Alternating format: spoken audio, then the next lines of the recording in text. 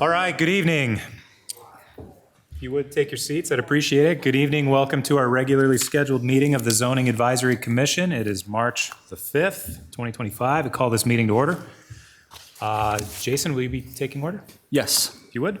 Christ, Here. Lorman, Here. Mulligan, Here. Norton is excused, Russell, Here. Zaccaro is excused, and Froistat. Here. Thank you. Okay, very good. In front of you are minutes from February the 5th, I believe. Yep, February the 5th. I'll hear any modifications or comments or entertain a motion for approval as submitted. I move you recommend approval of the minutes from the February meeting. Okay, do we have a second? I'll second that. All right. Christ, Abstain. Froistat, Aye. Lorman, Aye. Russell, Aye. Mulligan. Aye. Okay, those are approved as submitted. Okay, so this evening, we've got 2 action items and 1 public hearing. So as we jump to the first action item, for those of you that are presenting today, when you come up, we'll ask you to take the podium here. You can adjust it up or down however you want. State your name, state your address, and what it is that you're looking for from the commission. So our first item is on Harrison Street to waive the site design standards, etc. Wes. Hi, guys. Good evening. Wes Wadower, address 406 Wyatt Drive, Piasta, Iowa, 42068. So I'm essentially asking for a waiver from site plan standards in the sense that along the proposed building on the southern end of the parking lot, we're asking to decrease the landscape buffer from 10 feet to 5 feet. The widening of the parking lot will make it easier for our patients, so it's going to be a physical therapy clinic, to navigate it and to ensure that we have enough parking spaces. And then additionally, on the northern side, you can see there, to just make a continuation of the existing parking lot adjacent to FedEx. Okay, Thanks. thank you, Wes. All right, let's see. Travis, looks like you're on board. Thank you. Yeah, thank you. Assistant Planner Travis Schrobelgen. So as the applicant stated, they're looking to waive 2 landscape buffers. One is a 7-foot side yard buffer, that's in the north. On the edge of every parking lot, you are required one with any new development to include a landscaped buffer. In this case, they're opting or requesting to place an additional parking space. And that is for commission's review. And then the other one is a 10-foot buffer along Camp Street. That area to the property line is 5 feet. That area would have to be landscaped with a mixture of shrubs. It can't just be sod, but then at the property line out to the street would remain sod. So there would be somewhat of a buffer there. We don't take public input on these, so we haven't received any, obviously. It will continue to go through the development review team. All other rules and regulations would apply. That's all I have, unless you have questions. I thought that site map of, let's see, page 11? Let me see. Was it just a black and white one? No, it's a colored. The vicinity map. Oh. This? Yeah, there you Thanks, go. Jason. Did this one? Yeah. Yeah, Maybe. I thought that was a good one, just highlighted. That building actually has quite a bit more landscape buffer than everything else around it at this point, so.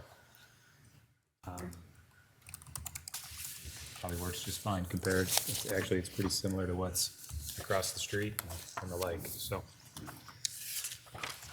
Okay, cool. Any questions for staff from the commission? Nope, seeing none. Mr. Chair, I'll make a motion to waive the site design standards within Chapter 13 of the Unified Development Code for the property on Harrison Street as submitted. Great. Second. We have a motion and we have a second. Jason? Froistat, Aye. Lorman, Aye. Russell, Aye. Christ, Aye. Mulligan. Aye, okay. That motion passes. Wes, thank you.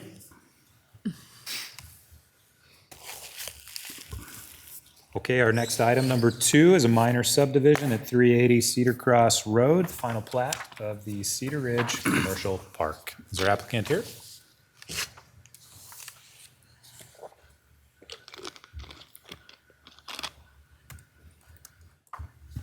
Hello, my name is Joey Callahan with Callahan Construction, 7629 Commerce Park.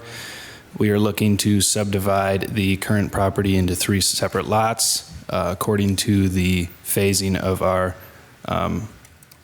development plan. Yeah, we saw you last month, Joey. Thanks. That was quick work. Yes, things are going smoothly. Yeah, that's great. Anybody have any questions for Joey? Nope. Okay, thanks. You can have a seat. Okay, Jason? As the applicant indicated, their intent is to subdivide the lot into 3 lots that would coincide with 3 building phases at this site, which was rezoned last month. Lot 1 would contain buildings 1 and 2 and a detention basin. This would be developed in phase 1. Lot 2 would contain buildings 3 and 4, and be developed in phase 2. Lot 3 would contain buildings 5 and 6, the clubhouse, pickleball courts, and a dog run. These would be developed in phase 3. Lots 2 and 3 would not have street frontage. An access easement is established with this plat to provide access to and from Cedar Cross Road for all 3 lots. The requirement that a lot have street frontage would need to be waived for lots 2 and 3. Pursuant to Unified Development Code, Chapter 11, all lots shall have frontage along a public street or an approved private street. Because the proposed lot 2 and 3 will not have any frontage, the applicant is requesting a waiver of this bulk regulation. The proposed lots are otherwise in substantial conformance with the UDC. Thank you. Thanks, Jason. Pretty straightforward. Any comments, questions? We saw this last month. Okay, I'll entertain a motion then. I'll make a motion to approve the subdivision of the single lot into 3 parcels as proposed. Subject to waiving the street frontage And requirement. waiving the street frontage requirement. Thanks. I'll second. Okay. We have a motion and we have a second. Jason? Russell? Aye. Christ? Aye. Froistat? Aye. Lorman? Aye. Mulligan? Aye. Okay. The motion passes. I believe that will go to city council, correct? Yes, that's correct. It will go to city council on the 17th of 17th. March. Yes. Joey, thanks. Okay, gang, we're here for the 3rd item, public hearing. So this will work very similarly. We'll have the applicant come up, ask for what they're after, and then I'll open it up for public hearing. We have a few of us here, so I just ask that we're to the point and succinct in what we're saying. With that, the floor is yours. Julie Murfeld, 10713 Cottingham Road, Piasta. Will you tilt that down? Thank you, Julie. Okay, Julie Murfeld, 10713 Cottingham Road, Piasta. And I'm with Murfeld Properties, along with my husband Luke Murfeld, and we are asking to rezone our properties at 405 and 575 Cedar Cross Road from R1 to R4. We've had it for sale now at R1 for more than a couple years, and just have no interest in it whatsoever, so we are purely rezoning it for marketing purposes. We have no intention ourselves of developing it. We just want to make it more appealable for someone to purchase it, because we've tried to keep it at the R1 and sell it like that, and it just has not generated any interest. And I'm just being upfront that that's what that's what our intent is just to get it sold.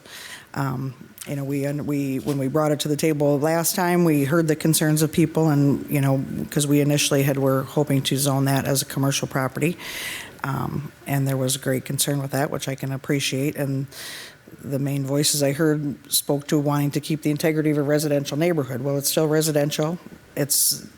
It's a small enough property that there's not going to be any magnitude of a large building being put there.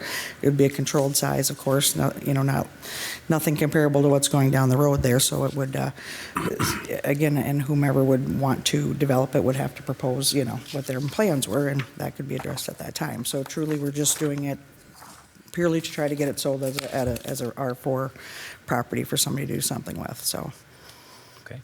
That's it. Any questions for Julie?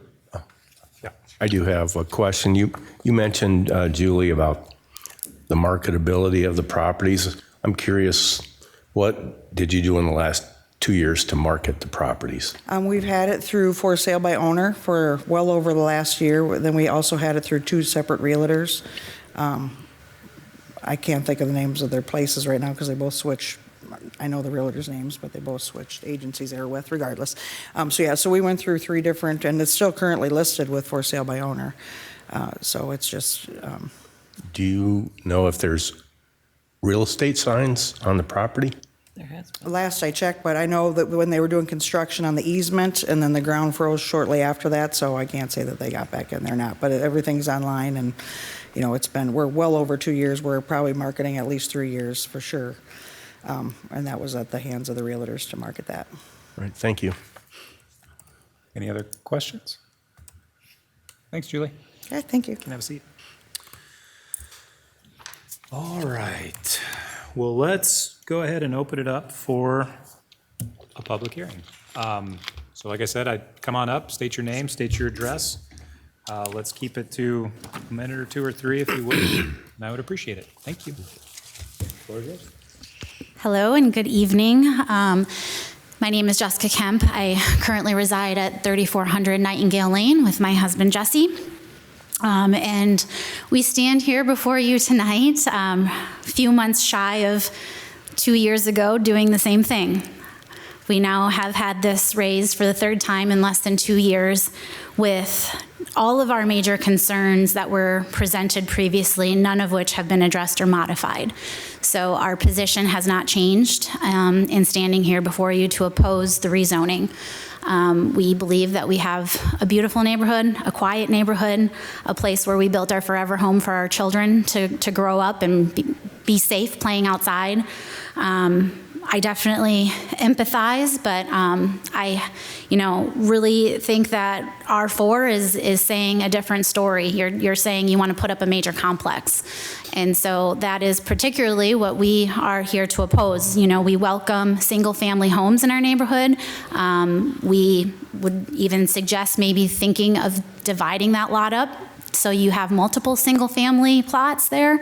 But our concerns is, it's not really set up with the infrastructure to support large complex. Our streets do not have curb. The water runoff is a significant issue with eroding happening to our property after any significant or even moderate rainfall. We deal with that being a new construction home over the last few years ourselves. There's some of our landscape we haven't been able to finish because of the fact that it washes away. The traffic and the vehicles in that neighborhood is also a significant concern. We have first responders in our neighborhood, but really the vehicles that would be associated with a multi-family structure with a large complex as being suggested with R4, where will those cars park? We're living in 2025 now where any residence has more than one vehicle, so be it that any more than one adult lives there. And there just really isn't any on-street parking that would support the overflow of those vehicles, noise, lights, the extra foot traffic that those complexes will bring. So, all of that to say we're very supportive of residential single-family homes to our neighborhood. We welcome it. Last time I think we were before you, we were even threatened with a large single-family home being put in there and your rowdy children coming and making noise. We welcome that. Really, we do. We're a neighborhood. We have great neighbors, and you'll see that tonight. So with respect to everybody's time, I'll cut it there, but really strongly encourage you that, all of our major concerns, nothing has changed. There's been no infrastructure change. There's still the issues that we previously stated as it concerns to traffic, water, and noise. Thank you, Jessica.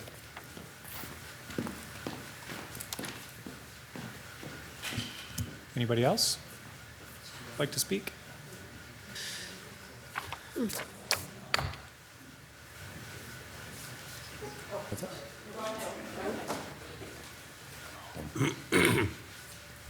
Good evening.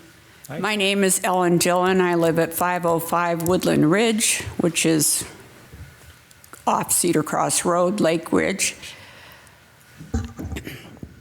We were here in June of 2023 for the first round of this, and we addressed the traffic problems out there at that time. Nothing has been done. It's the same road.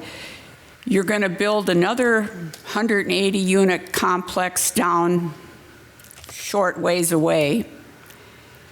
And now this is an R4, which could be multiple buildings as I see the code. And so we'd like to know does anybody think about the people that live there? We have 52 units in our homeowners association.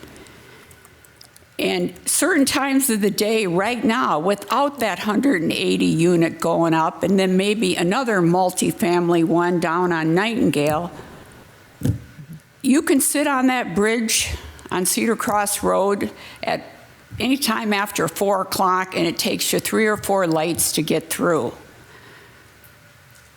You know, everybody has the right to sell their property, but I agree with the people that this should be residential only back in there. It's just asking for more problems. We've got a traffic problem now. There's no street lights out there, and somebody's going to get injured or killed one of these days. And I'd like to know, has there been a traffic study done recently? I know there was one done in 2022. We will be discussing that during their report. Okay. That's all I have. But it's going to get worse before it gets better, and I think the city owes us something to tell us what they're going to do about the traffic out there.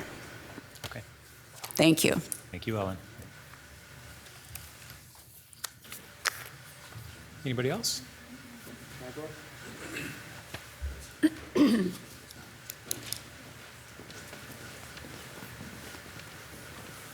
Hi. Hi. Adam and Caitlin Kaiser, 3155 Nightingale Lane. We're here to oppose it, for one, because we don't know what's even going in there. They're just trying to rezone it for R4. So yeah, multifamily units. One of the things we obviously know your committee is for is regulating the impact on the neighborhood, community, environment, city utilities, transportation. Also, your Unified Development Code is for a mixed use neighborhood is to reduce the use of vehicular use, provide pedestrian safe walkways, and then your planned unit development is also to provide living, working, shopping, and environment within the layout of the community that contributes to it and is logical and consistent with the community.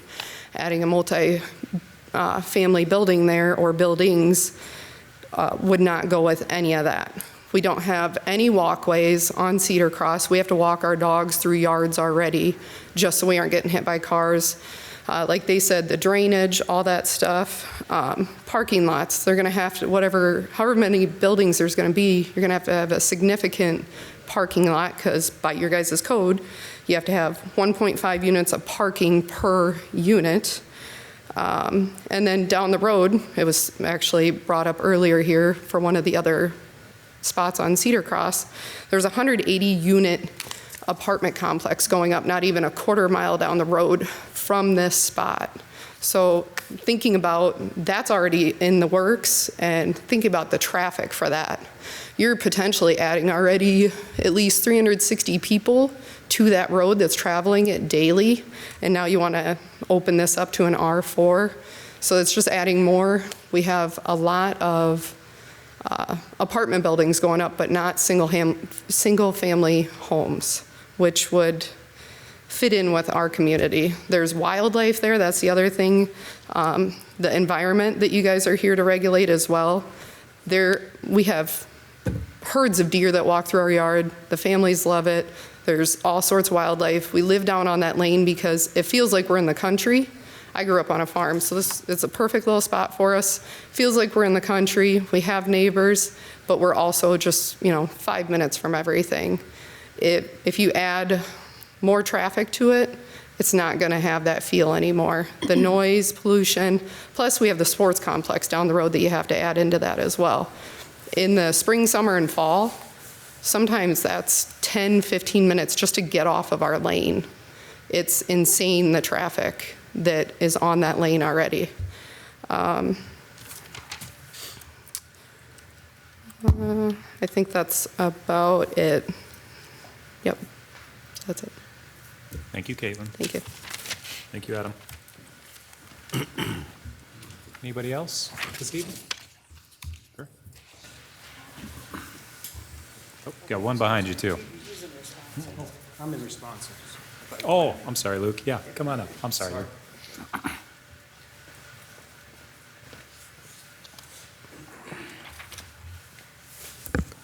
Jared Jorgensen, 480 Woodland Ridge. I'd like to echo what the other people from Nightingale have said, as well as what Ellen said from Woodland Ridge. We live closer to Cedar Cross Road than Ellen did, and I can vouch for the heavy traffic already there. The lack of sidewalks. We have some sidewalks. It's not that there's no sidewalks, but there's a lack. And with that major unit going just down the road off of Cedar Cross, there's going to be a tremendous increase in traffic. We've had increased apartments, multi-family apartments over in the Lakewood Ridge section on the other side of Cedar Cross, which also use Cedar Cross. So multifamily is really going to increase what is already a significant traffic problem on Cedar Cross Road, at least from my experience trying to go to and from work every day at even early and late hours. So I would echo those concerns about what multi-residential is going to do. Thank you, Jerry. Okay, Luke, hang on a minute. Any other comments? Yeah.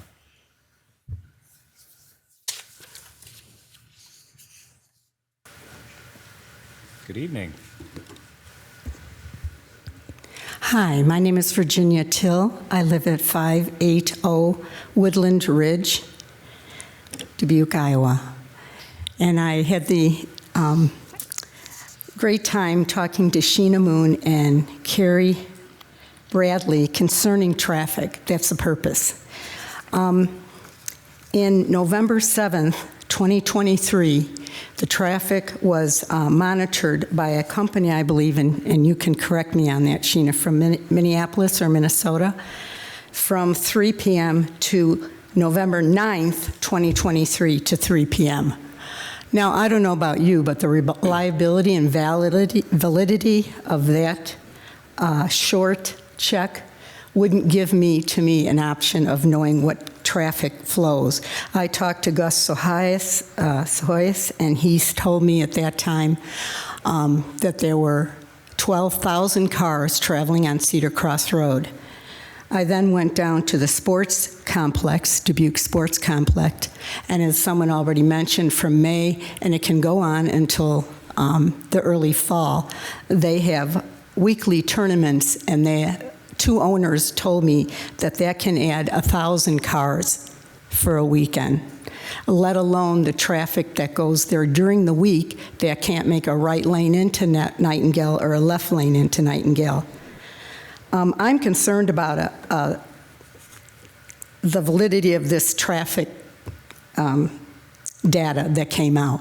First of all, to do it in November, I would say early spring, summer, early fall, when there's the most activity going on with construction. I did talk to someone, I don't think it was your office, Sheena, wanting to know how many businesses are on Cedar Cross Road. There is not a number for that. I would be curious to know that. The truck, I have noted specifically the truck traffic delivering everything from Amazon to plumbing equipment has increased tremendously too. As you noted, this year, there is now a street light along 32nd Street and JFK by Steve's Ace Hardware because of the traffic that was there. There has not been any kind of street light presented for those families that live on Nightingale Lane to protect people coming in and out of that. I would, again, reinforce another traffic study because I don't think 12,000 does it, and especially that time of year. The other thing I want to bring up too is that if you look at the intersection and add 180 units of JFK, Dodge, and Cedar Cross Road, that intersection really needs to be reconfigured. As you're crossing JFK over to Cedar Cross Road, most people are in a hurry to get across because of the length of the light, and I apologize, that light changes 2 different times as far as time goes. You have a little frontage road going into Olive Garden, so that has been a dangerous spot. Then, if you're coming down Cedar Cross Road to Dodge, and you want to make a left onto Center Grove Drive to Target or to any other store down there, you can be backed up as far as Molo's on the bridge. And between the times of 4 and 5:30, I've waited many times by Molo, waiting to get across Dodge. So I am highly concerned about the traffic. Also, a few years ago, there was parking by Dubuque Dermatology that went all the way up to Starlight, got a hold of our, I think his name was Brad Kavanaugh, who was our representative of the First Ward, and then Gus worked with us on getting a yield sign coming out of our condo association, Woodland Ridge, onto Lake Ridge Drive, brought the traffic parking back so one could see coming and going, trying to pull out of that intersection. At that time, Gus said those people that when they, a lot of people cut across from the intersection where Lowe's is and Dodge will cut across Starlight and cut across our Lake Ridge, and that occurs a lot. That also I see increasing when we're not even going to add, if this construction is to begin in 2026, all the construction material. I also heard from Sheena that, and the other traffic person, that they were going to widen Cedar Cross Road. We don't have enough information. I was hoping that when we got this notice that we would get more information on what was going to be done to accommodate. I want to end with, when I was reading the article concerning the 180 units to be put in, Joe Callahan said obstacles to Royal Oaks faced have prevented a lot of infill development on Cedar Cross Road, as the city and developers have both vied to make the improvements to the old county road that will facilitate its development. In quotations, city officials consider Cedar Cross Road a new arterial, and it doesn't really accommodate development along it, he said. They're counting on someone to come in and develop it for them. That was an alarming comment. So I would like to, again, have some more information on how the traffic flow is going to go, especially with the 180 apartments. And then for the future of Nightingale Lane, right now there could be some light there to protect people making left hand and right hand, especially when the cars are filled with children and grandparents. With that, I can finish. Thank you very much for your attention. Thanks, Virginia. Anybody else this evening? No? Okay, I will close the public hearing. The property owner wants to speak again? Oh, I know. Yeah, he's got a rebuttal. Hi, Luke Murfeld, 10713 Cottingham Road, Piasta. So I appreciate everybody's concerns about this. Looking at your map there, I want to fill you in a little bit about me. I grew up there on 380 Cedar Cross Road, 12 acres. There was probably, I think I counted 5 structures out of all those that were there, other than Crescent Ridge and Starlight Drive, which you can't see. Well, you can see it. But anyhow, none of those structures are there. My grandfather owned where I'm at and the whole sports complex. Guess how many of those buildings and businesses I wanted to see get there growing up? Just about zero. So time evolves. You got 180 units down there right next to the biggest traffic jam in the city. So that's not my doings of that. We want like 12 units up the street, a lot further away, where Dubuque has said they're going to redo the street for 30-some years. So that is Dubuque's fault. That's not our fault. You got us kind of landlocked with this land. I understand people move in, and they don't want to see 12 people living there, maybe. But the concerns of the pedophiles, which the city just hired one, or the county, moving in is ridiculous because they can live anywhere. So the people that concern that, they can move in next door to you. So that's, I grew up there, didn't want to see any of it. 5 years old, I seen that subdivision where multiple people say they live.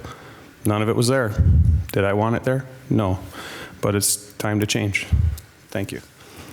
Thanks, Luke.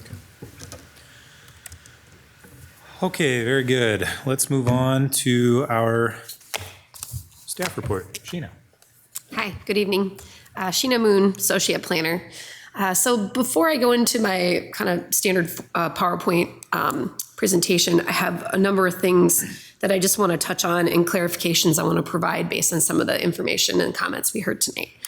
So there's been a lot of discussion about the 180 unit project just down the road from here. And as you could see in that aerial image that I had up, and I have to apologize because the zoning on this map has not been updated, but where my cursor is currently, that is that approximately 11 to 12 acre site that is being developed into 180 residential units. The traffic study that was mentioned tonight that was done by the consultant out of Minneapolis was conducted specifically focused on that project and the potential impacts of that project. Oftentimes when developers or property owners are proposing new larger scaled projects, the city as part of its review requirements will require a traffic study or traffic analysis depending on the size and scale of a project. In that instance, a traffic study was done. It did, and I am not a traffic engineer, so I'm going to speak very generally of the research and the data there that came out of that. But it did take a look at a number of intersections along Crescent here. It did evaluate what are called peak hour trips. So when the city, when traffic studies are conducted, they look at traffic during normal hours, but then they also look for those peak trip times. So perhaps it's, Tuesday evenings at 5 p.m. when people are commuting the most, but they take that into consideration. So there was a number discussed about 12,000 trips, and that was one of those peak hour trip times. The average of trip times in that study was around 9,800 to 10,000 trips. That was what I spoke to our traffic engineer about earlier this week. And so all of that to say, and again, not a traffic engineer, so just trying to give you a baseline that there was a traffic study evaluated. And actually out of that came a recommendation that a turn lane was needed for that development. And that was what was mentioned with respect to the widening of Cedar Cross Road. So as part of that development, traffic coming south from Dodge, there will be a requirement for that developer to install a left-hand turn lane coming into that development to ensure that traffic along Cedar Cross coming southbound continues to flow and does not back up to Dodge and so on and so forth. And so that is what was part of that project and evaluated with that project. And so I just wanted to clarify that that is the traffic study. The city generally is not at random doing traffic studies. They will do traffic count analysis. If there's roadway improvements or things of that nature that they're looking at, they will do and work with consultants to conduct our own studies. But this one in particular, I just want to be clear, was for that project. There was also mention of, approximately 2 years ago, we sat here with a request for this property as well as the corner property. So where my cursor is, the 3 lots here, to rezone to a planned unit development with planned residential designation. And at that time, there was a conceptual plan that showed 30 plus units on this property. And at that time, we sat before the commission and we discussed how a project of that scale, a traffic study is not a requirement, or a traffic analysis is not a requirement specifically prior to the rezoning. That generally comes into play when we get into the development of the property and we know what's going to go on the property.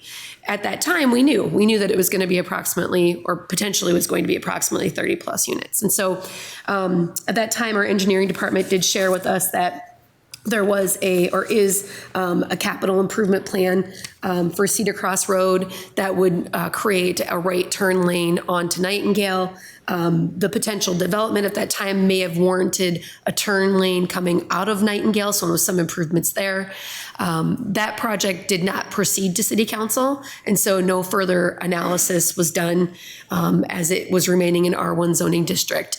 And oftentimes traffic analysis or traffic studies are determined, the need for them is determined based off of what a potential development might be. So for example, one single family home is not going to likely warrant I think I can say it with pretty much confidence, it's not going to warrant a traffic study or an analysis.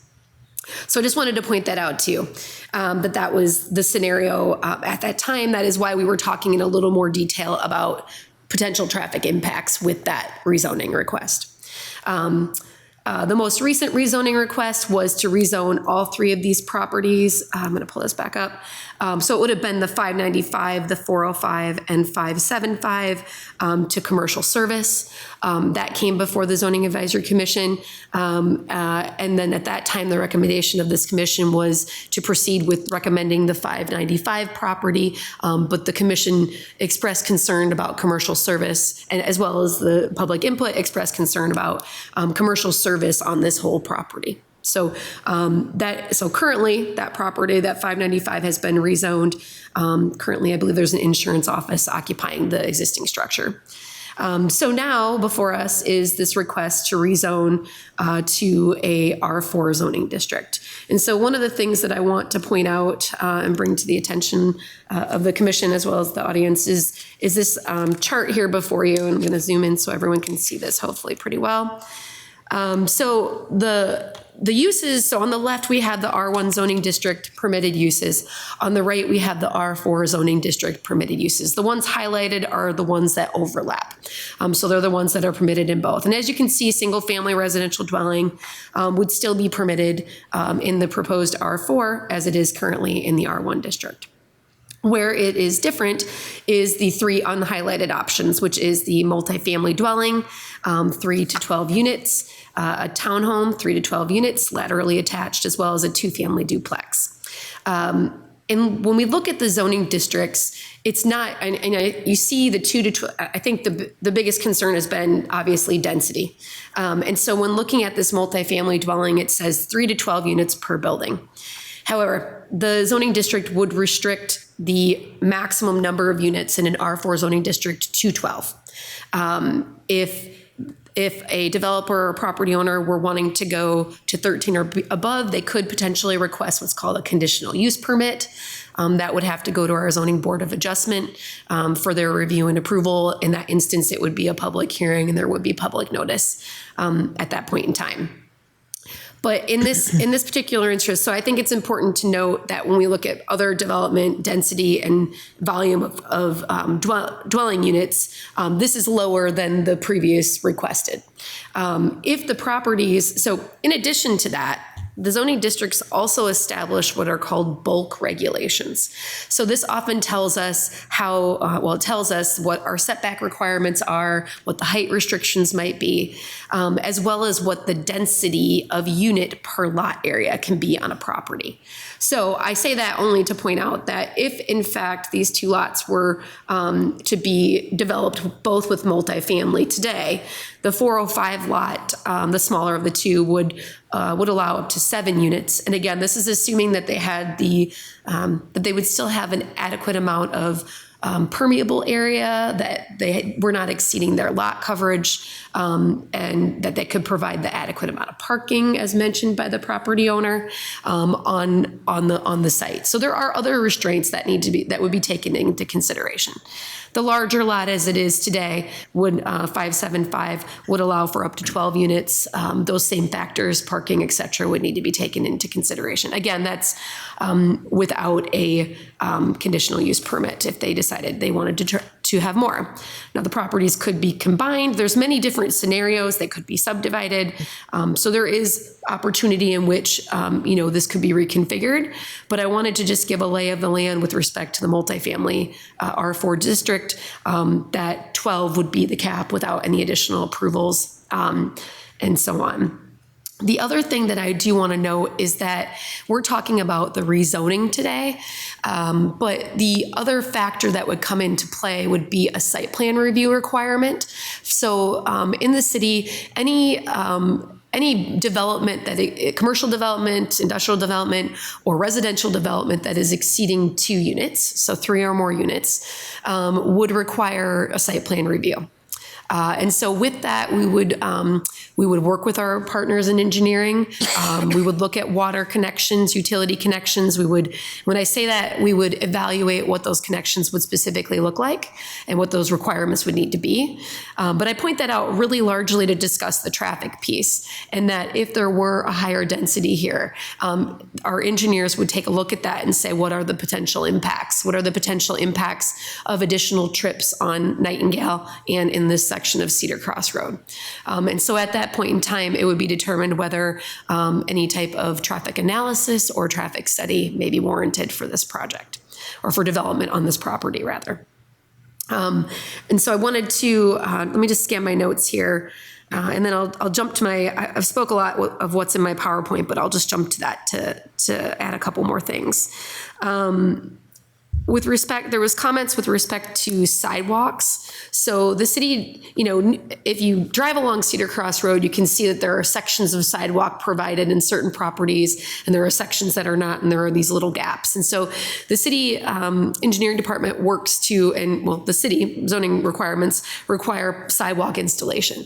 Oftentimes they'll work with so redevelopment of this property would require sidewalk installation. There are instances where the engineering department may waive that requirement for the time being until such time, for example, perhaps there's no immediate connectivity to sidewalk.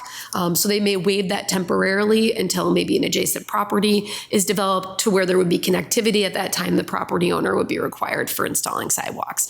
So all that to say that the sidewalk connections take time. They increase over time.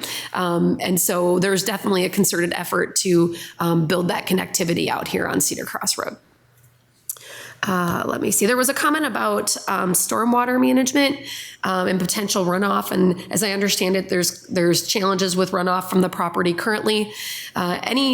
Any development of the property with respect to that would require a site plan review would require stormwater analysis.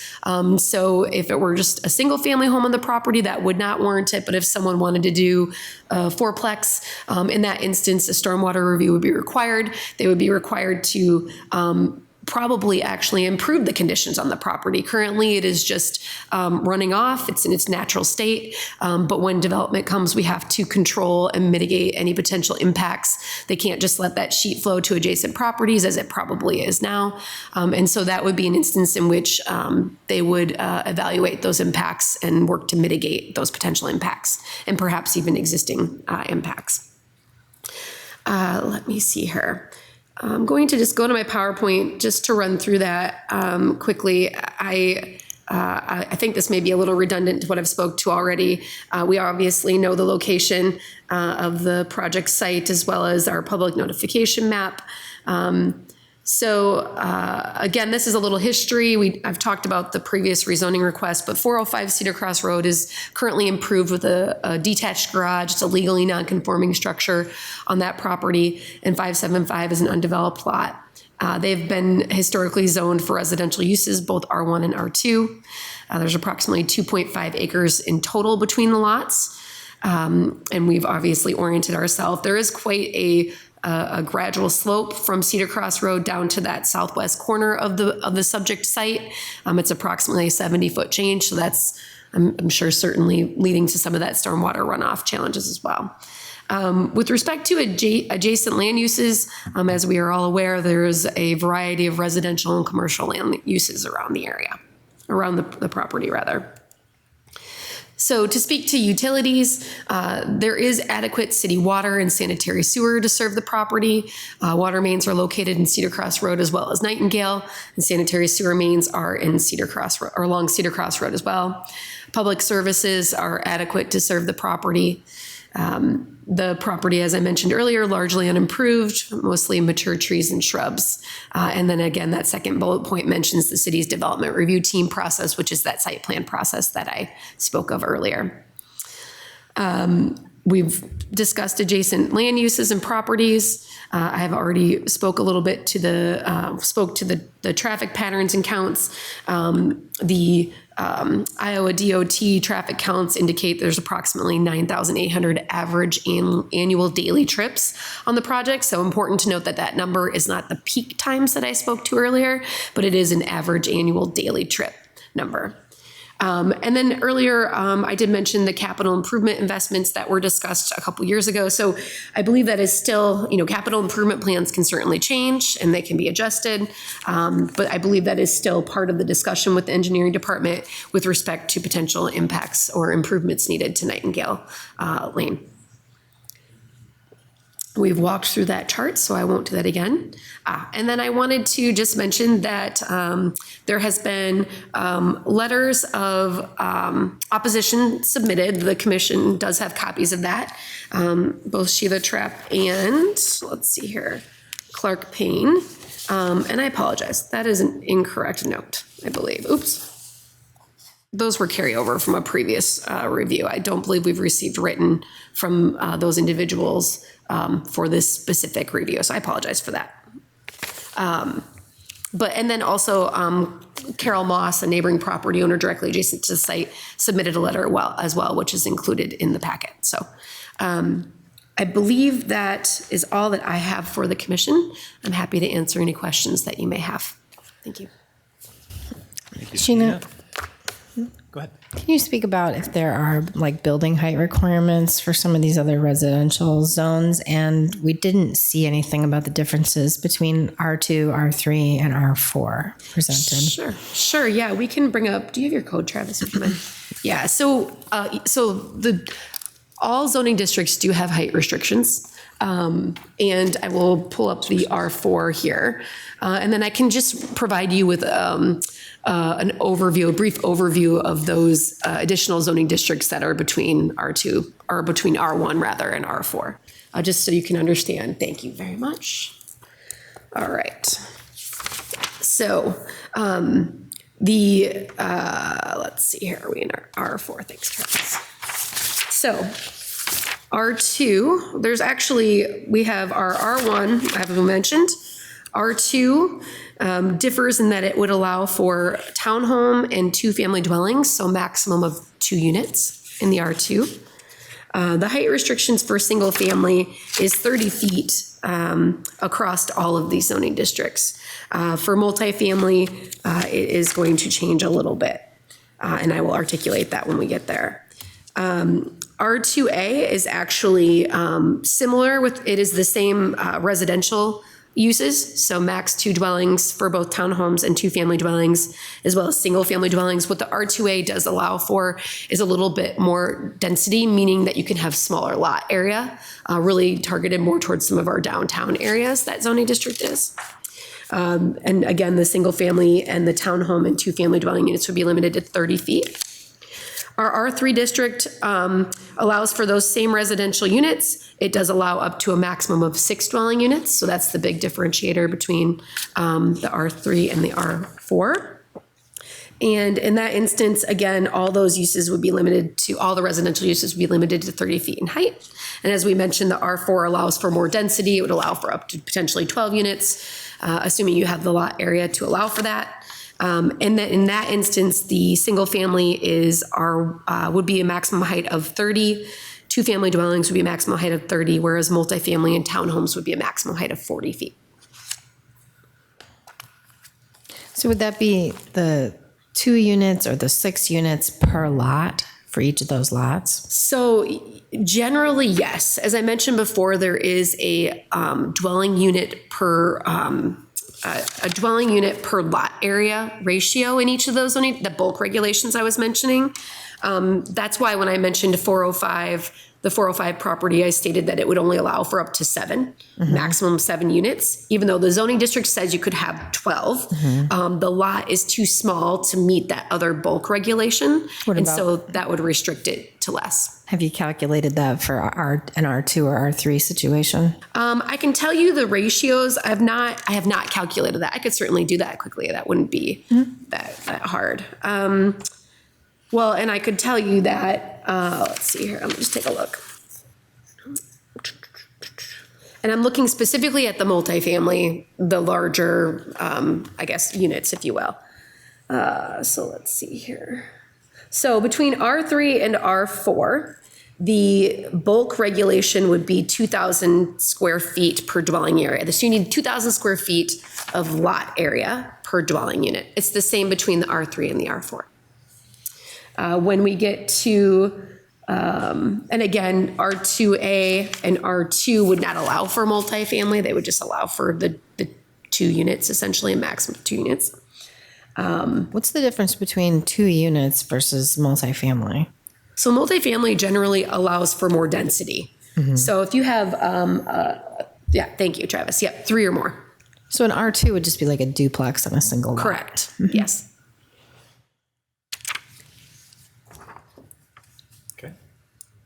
Anything else? Great questions. Thank you. So I've got some thoughts on this. We were here a year or 2 ago, and we were trying to do what? I know we changed that corner lot.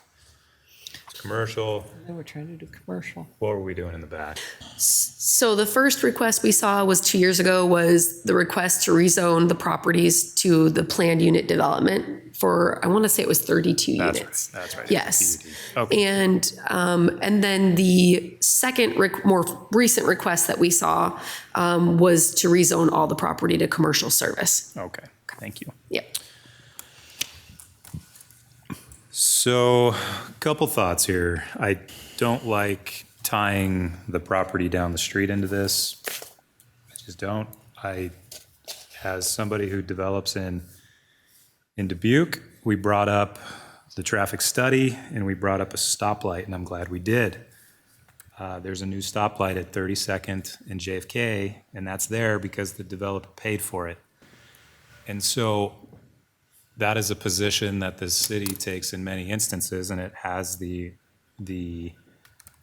wherewithal to be able to work with a developer on who takes what responsibility from a cost perspective. But I can just speak from what I've seen to where a developer tends to absorb a lot of those costs. Therefore, a lot of the conversation was about traffic and what's going to happen on Cedar Cross, what's going to happen on Nightingale, and what will happen is the developer of that property is actually going to have a big question that they're going to have to answer, because that's likely going to be a cost expensed by them.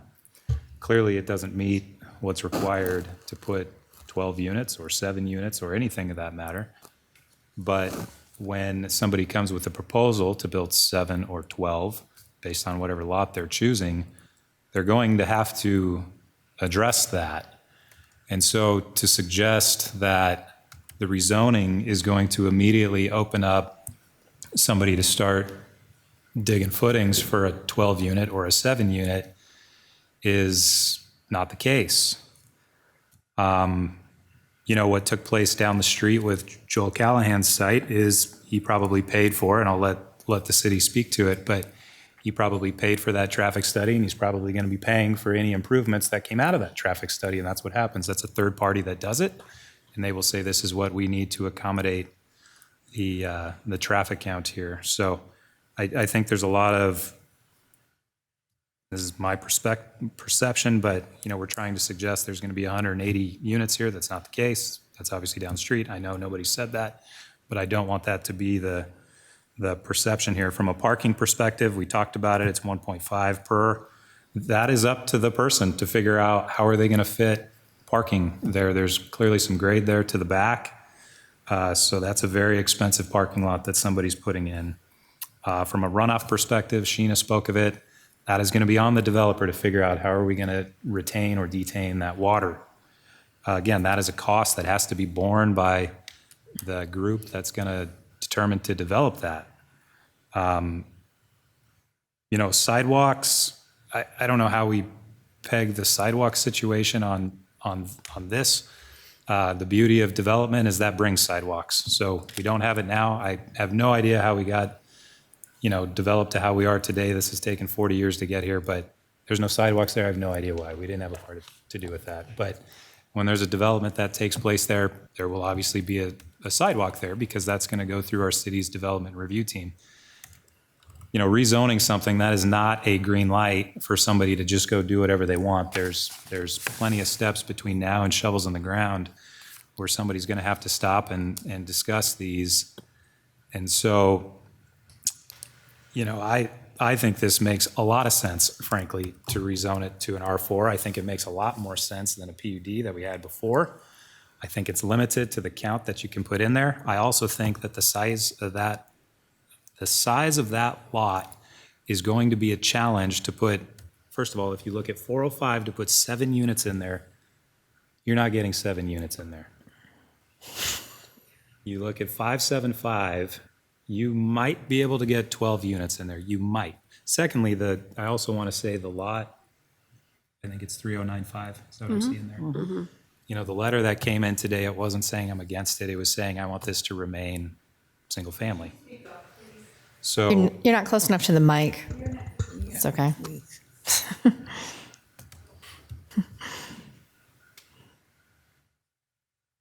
how about I'm going to stop there for a minute and see if there's any other comments from the commission on that.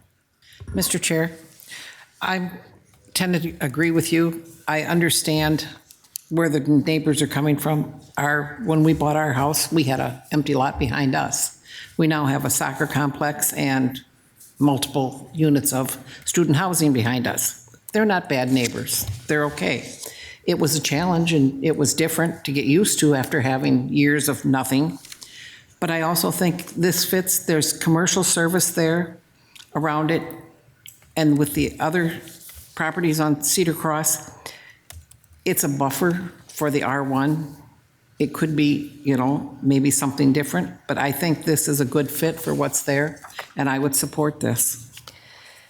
I also think that the property probably needs to be rezoned so that it's not R1. I don't know if the answer is, 2, 3, or 4, but I'm glad it's not, the PUD with 30 units or a commercial development. I do also feel like these property owners are getting caught in some crosshairs of a lot of other things that are happening in the area. Rich, any thoughts? Really? Okay, any thoughts? With the size of that lot, I see more realistically maybe a couple of duplexes going in there. I don't know if the community would be opposed to that as well. If, they're looking for single family or just a big park. Is it something that size or nothing? Otherwise, I agree with the board here. What we're saying is it's not going to end up being a giant multifamily. It just doesn't have the space for that. So, yeah, I do have one comment. I guess I do think a 12-plex would fit on. Is that 575? Yes. I think the lot's plenty big for a 12-plex. My concern is we rezone it to R4, and then a year from now, somebody wants to come in and rezone it to PUD residential. And now it's just a smaller step from R4 to PUD to get to where we were 5 years ago or whenever it was. They'd still have to come back here before they could do it. Right. They still got to come see you, Rich. That's what I'm afraid of. Any other comments? A motion? I'll entertain a motion. Mr. Chair, I make a motion to rezone the property from R1 Single Family to R4 Multifamily, the property at 405 and 575 Cedar Cross Road. Thank you. We have a second. Second. We have a motion and we have a second. Jason? Christ? Aye. Froistat? Aye. Mormon? Nay. Russell? Aye. Mulligan? Aye. Okay, that motion passes. That will go before City Council on the 17th of March. Julie, Luke, everybody, thank you. Okay, we'll move on to item G. Any items from the public?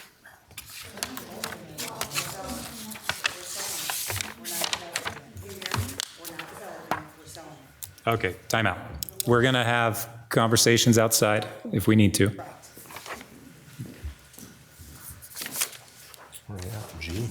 Any items from public? Okay. Any additional items from our commission? Okay. Staff? Wally? Do you have anything? I'm looking at our planning services director to see if he has any comments he might want to provide. Thank you. Wally always has something. Yes, good evening. Wally Werma, Planning Services Director. Just a couple things. One, there's an Iowa State University workshop coming up that involves with discussing boards and commissions, zoning board of adjustment, zoning advisory commission topics. That'll be coming up here in April. We'll get some information out to individuals who are interested. We have funding available to help cover the cost for that workshop. We just did one 2 years ago, I think. Where we've actually hired Iowa State to come in, and we had this mayor, city council, we had everyone. A lot of you guys have attended that session. This is one that's going to be hosted by Iowa State Extension, and we provide funding if anyone's interested in attending that. The other thing I just want to give an update is the Unified Development Code. So we're working with the consultant. A lot of the survey information's in, and we've received a draft copy of what they call a technical report, which is their breakdown. They analyzed our existing code, what they've heard from the public, and just identified very large topic items that will be discussed as we move forward through the Unified Development Code. So we're in the process of reviewing that. That eventually will go out to the public for everyone's opportunities to review and comment on. So just kind of give you an update where we're at with that whole process. So, all right. Thanks, Wally. Good to see you. Would say, Wally, that the workshop is very informative. What is the thing? What was the very first But definitely, what's great about the workshop too, from a planner standpoint, because I'm a zoning nerd, right, is they talk about current issues.